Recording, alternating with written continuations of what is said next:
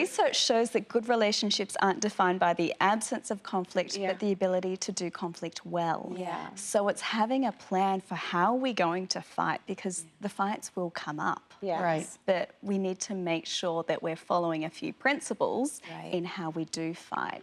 And so the research has shown that there's actually, Dr. John Gottman, he's a prolific relationship researcher, and he's studied couples over years. And he says that he can predict couples from observing a 5-minute conversation whether they will divorce or not. Wow. It's a little bit scary, but we need to listen up. Yeah. And so the 4 predictors are criticism, contempt, defensiveness, and stonewalling. Wow. Now, if you've got those in your marriage, don't Say that freak one out. more time, because that was so good. If they are, I need a pen. if they are frequent, if they're coming up a lot, so criticism. So criticism is a personal attack. You're so lazy. Versus the antidote to criticism that he suggests is a complaint and a softened startup.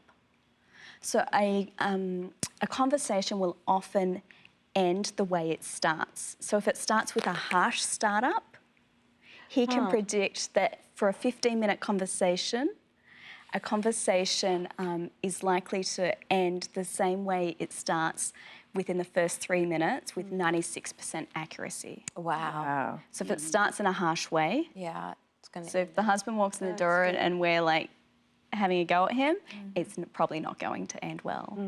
So instead of the criticism, it's a complaint. You can still raise issues, but it's in a soft way.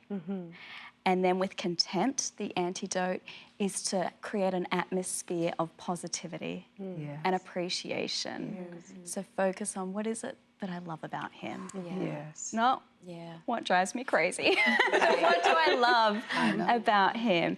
And we need to be careful what we're focusing on in our mind. Right. And to be focusing on what is good Yes. and lovely. Yeah. And to be focusing on those positive thoughts. Now, it doesn't mean that we are blind to and we don't see the problem. Yeah, some days are better than others, That's right, that's right. Yes.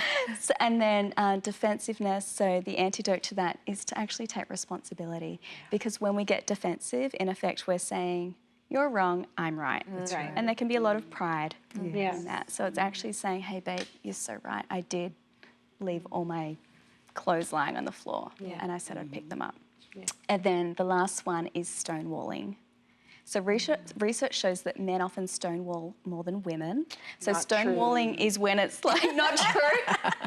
Stonewalling is when we just shut down and we ignore, and often it comes as a result of flooding, because typically it's the women who will flood and we fire all the criticisms maybe at I our hear from the partner. Bible we also can leak. We can leak. A leaky faucet. A leaky faucet. And so then heart rate true. increases, That's true. blood pressure increases, more so in men than women. And so they can want to shut down. It's like, I can't deal with this. And so the antidote to that is to actually take time out to self-soothe. Hi everybody, I hope you enjoyed this video. Subscribe today and you'll never miss a new upload. Thanks for being a part of our Better Together community.